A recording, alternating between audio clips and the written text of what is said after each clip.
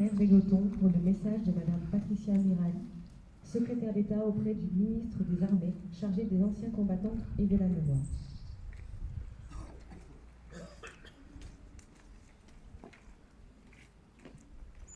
Après le témoignage de Jean-Claude Calbert, qui a vécu effectivement les événements d'Algérie, si on sort un peu du protocole, ce que je peux dire là par rapport au texte qui nous est soumis aujourd'hui, je le trouve d'autant plus poignant, il reflète plus la vérité, sachant que mes parents ont vécu des événements, pas d'Algérie mais de Tunisie, et je retrouve, si vous voulez, dans ce texte, ce que la France a fait subir aux parents rapatriés, qui étaient traités un petit peu comme des réfugiés ordinaires sans reconnaissance. Voilà. Alors, j'essaierai d'être aussi près du texte qui nous est soumis là, par rapport au secrétaire d'État auprès du ministre des Armées. Et vous allez retrouver dans ces écrits le témoignage de ce que les gens ont ressenti en 1962. Voilà, en cette journée nationale du souvenir et du recueillement, à la mémoire des victimes civiles et militaires de la guerre d'Algérie et des combattants de Tunisie, Maroc, nous honorons toutes les victimes. Les morts tombés dans les combats et dans les attentats avant la conclusion du cessez-le-feu, comme ceux qui connurent le même sort tragique après cette date. Nous reconnaissons le soulagement de ceux pour qui l'annonce de la fin des combats suscita l'espoir d'un prochain retour, sains et saufs dans leur foyer.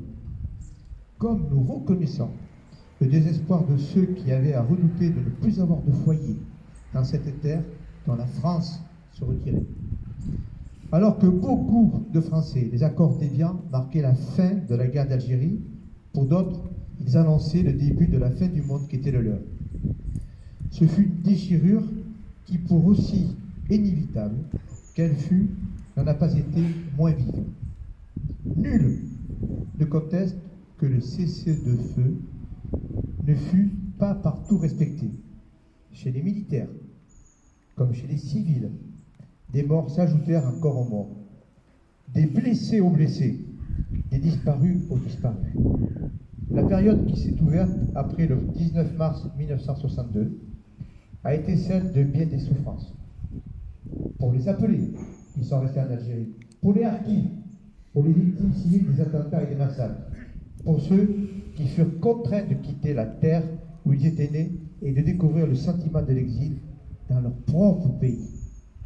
Le glas tragique en est marqué par tant de dates, dès le soir du 19 mars, du 26 mars, le 14 mai et le 14 juillet.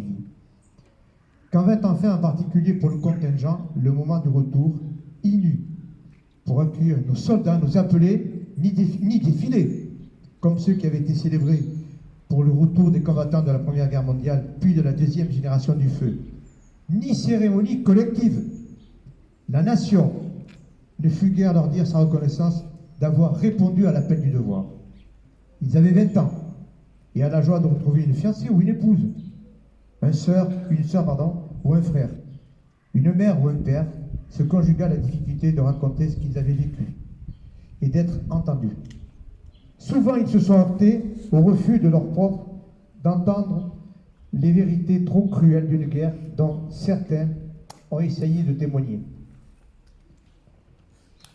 Comment partager l'expérience singulière de l'ultime engagement du contingent quand ces jeunes appelés ne pouvaient évoquer la guerre, quand le retour dans leur foyer ne fut pas accompagné d'une reconnaissance collective, quand, comme pour les blessés, ils furent rapatriés dans l'ombre pour ne pas inquiéter l'opinion publique, dans des conditions trop souvent indignes, des dangers auxquels ils avaient été exposés, des sacrifices qu'ils avaient consentis, quand ils savaient que les cercueils de leurs camarades, morts pour la France, avaient été débarqués dans la nuit et dans le silence. Alors même qu'ils se battaient pour elle en Algérie, les appelés voyaient la France des 30 glorieuses découvrir la société des loisirs, incapables de comprendre ses enfants. S'y ajoutaient les sentiments mêlés que faisait naître la participation à un conflit dont une partie des Français contestait la légitimité même. Ils sont rentrés d'une guerre dont on avait trop vite voulu tourner la page. 61 ans plus tard, ces souvenirs restent vivaces et douloureux pour beaucoup. Il nous faut les reconnaître. Pour ces générations, il a fallu, après la guerre, de nouvelles batailles pour obtenir la reconnaissance de la nation. Elle passait par les mots, appelée guerre ces opérations, par les droits, se voir reconnaître la qualité de combattant, par la cérémonie, c'est la date qui nous rassemble. Après les commémorations du 60e anniversaire voulues par le président de la République, les gestes et les déclarations, une nouvelle page doit pouvoir s'ouvrir. Il nous faut continuer à regarder et à accepter ce pan de notre histoire collective, dans son extrême complexité, assumer d'en transmettre la mémoire, mais sans transmettre aux nouvelles générations les passions d'alors. Il nous faut admettre que des mémoires diverses s'expriment et que la seule voie est de les additionner et non de les opposer. C'est le seul chemin pour la cohésion nationale. Vive la République et vive notre cher pays, la France.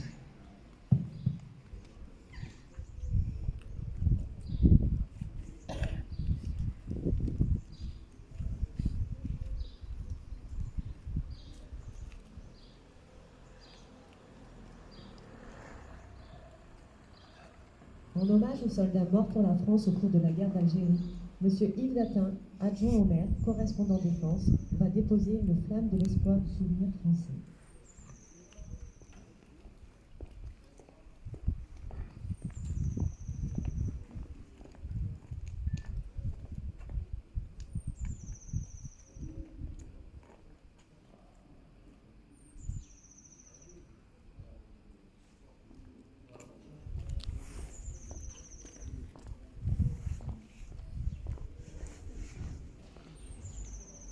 Nous allons maintenant procéder au dépôt des gerbes par les autorités. Monsieur Jean-Claude Talbert pour la gerbe de la FNACA.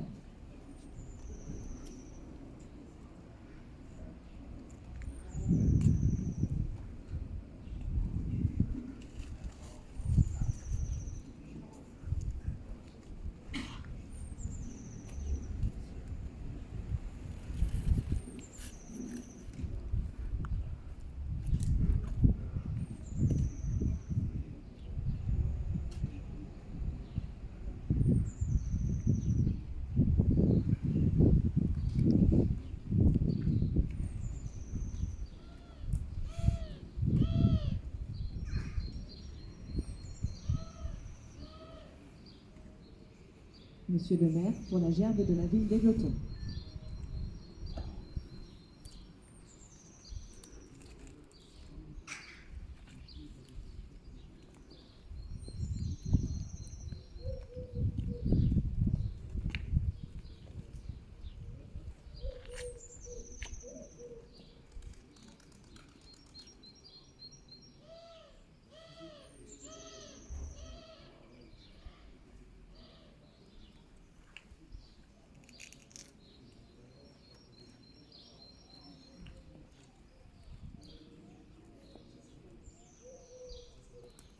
À la mémoire des victimes civiles et militaires de la guerre d'Algérie et des combats au Maroc et en Tunisie, aux morts.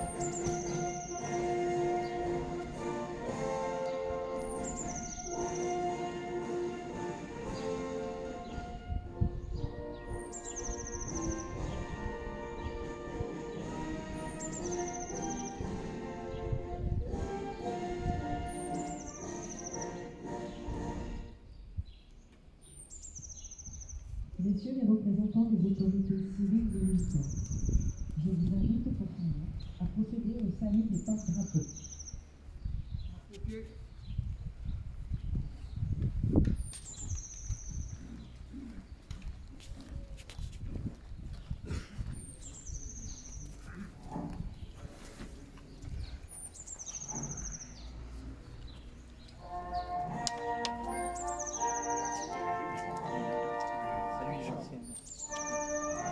Vous êtes le dernier témoignage.